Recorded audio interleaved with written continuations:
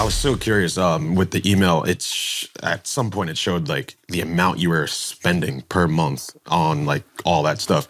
Could you break that down, like everything you're taking? Want it bad. I want to spend. I want to spend that. Just break everything down and then what tell it us where we actually can get the does. Canadian version for way cheaper. Okay. Well, let me start with another silver lining. Yeah. Derek shared my email with the world. Right? Oh. You know how many pharmacies and clinics have reached out and said, you're paying double the amount. You know how much money I'm already saving? You know, I just upgraded. I got into the hotel yesterday. This guy saved you $60,000 a year, Derek. More than that, we upgraded. Yeah. We're going to Florida after this. Upgrade fucking hotel. But all the money's in the growth hormone. You know, like testosterone's $100 a month. Oh, really? Testosterone's $100 for 3 months. So testosterone doesn't cost anything. It's very cheap. The peptides that I had taken, all the peptides are long gone. You know, I tried all these peptides to try and increase my growth hormone.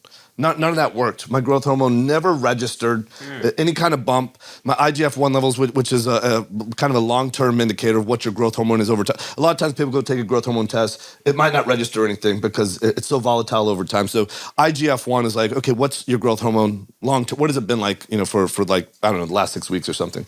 Maybe I'm wrong about that, but whatever.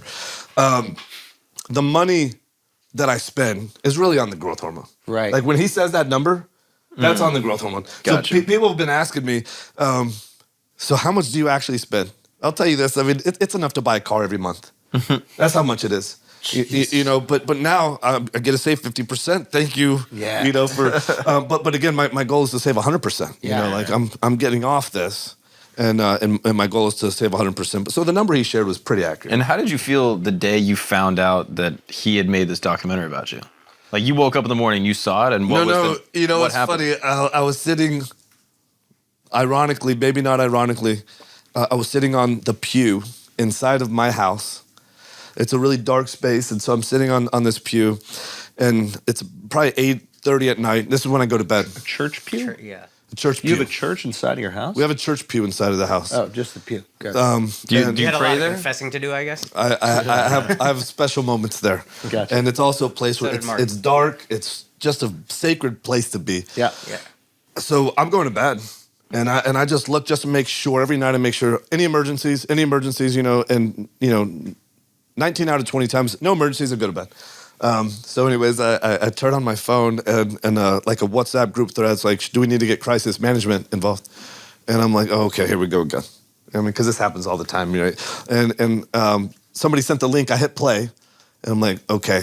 Derek's already made 5 videos, right? So I'm like, okay, here's another video. So I respond, I don't have fucking time for this. I'm going to bed. Somebody responds, go to minute 32. Uh-oh. I go to minute 32, and my heart starts going. And I go, wife! She comes over, she sits right here. I watched 2 minutes of it. Yeah. Holy fucking shit. And so, again, the immediate reaction is like, okay, no point crying over spilt milk. Like, you can't fabricate this. Yeah. You know, this is, I mean, he reads everything that I wrote. Like, you can't fabricate this thing. You know, and so I didn't watch the rest of the video that day. But what I did do is I got in touch with I called him. You know, again, to say thank you.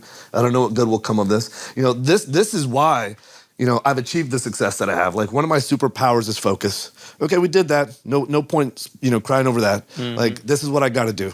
You know, so I started developing my path forward. And again, like, when you express gratitude and appreciation, at the same time, you can't live a life of scarcity. You can't live in a life of fear. You can't hate people at the same time, right? So if you're grateful and you expand, you know, and you live that philosophy of abundance, you can't do the two at the same time. So that's what I thought about it. That's how I handled it, and I slept like shit that night.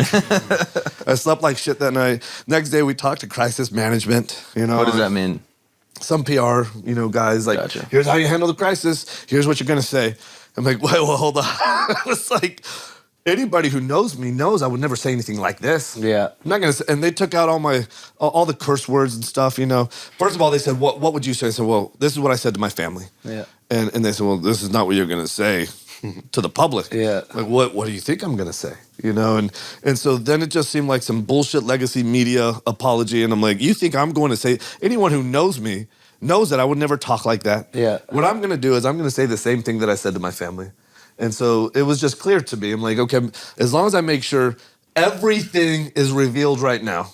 This is my opportunity to do this. Yeah. So the path forward to me became pretty fucking clear, pretty fucking quick. Yeah. You know, and then every day it seems like it got clearer and clearer. And every day I'm feeling a little bit better. Did you talk to your the guy who was supplying you with the stuff that leaked the email? Have you spoken to him since? And how do you feel about him leaking your email?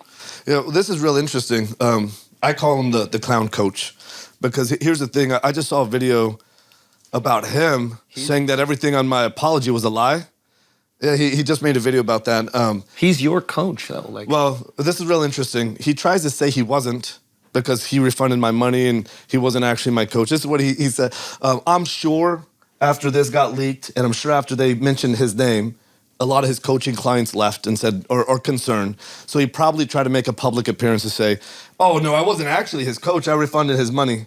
Which is total fucking bullshit. You know? well, is that for illegal reasons? I don't know. And the truth is, I don't really care. You know, it's like people like, hey, aren't you going to sue X, Y, and Z? I'm like, for what?